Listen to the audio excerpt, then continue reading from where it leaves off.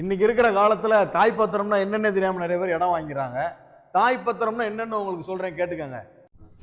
வணக்கம், கோயம்புத்தூர் மண்ணாசியோட நான் உங்க மோகன்ராஜ் பேசுறேன். தாய் பத்திரம்னா ஒன்றும் இல்லை, அந்த சொத்து உங்களுக்கு முன்னாடி யார் யாருக்கிட்ட இருந்து கைமாறி வந்திருக்குன்னு சொல்ற பேரண்ட் டாக்குமெண்டேஷன் ஹிஸ்டரி தான் இது. ஒரு இடம் 30 வருஷத்துக்கு முன்னாடி யாருக்கிட்ட இருந்துச்சு, அப்புறம் யாருக்கு வித்தாங்கன்னு வரிசையா இருக்கிற லிங்க் டாக்குமெண்டேஷன் தான் தாய் பத்திரம். உங்ககிட்ட மெயின் பத்திரம் ஒரிஜினலாவே இருந்தாலும் ஆரம்ப கால ஆவணங்கள் சரியா இல்லை அப்படின்னா சட்ட ரீதியான பிரச்சனைகள் வரலாம். குறிப்பா பேங்க் லோன் வாங்க போகும்போது தாய்ப்பத்திரம் இல்லை அப்படின்னா உங்களால ஒரு பைசா கூட பேங்க் லோன் வாங்க முடியாது.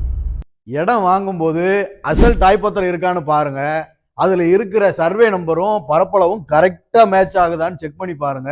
வில்லங்க சான்றிதழை ஈசி போட்டு கிராஸ் வெரிஃபை பண்ணி பாருங்க. சொத்து வாங்கும்போது தாய்ப்பத்திரத்துல எல்லாமே கரெக்டா இருக்கான்னு செக் பண்ணி பார்த்து வாங்குங்க. தாய் பத்திரத்துல வேற எதுவும் உங்களுக்கு சந்தேகம் இருந்துச்சு அப்படின்னா கமெண்ட்ல கேளுங்க. அடுத்த வீடியோல வில்லங்க சான்றிதழோட உங்களை வந்து பாக்குறேன். நன்றி.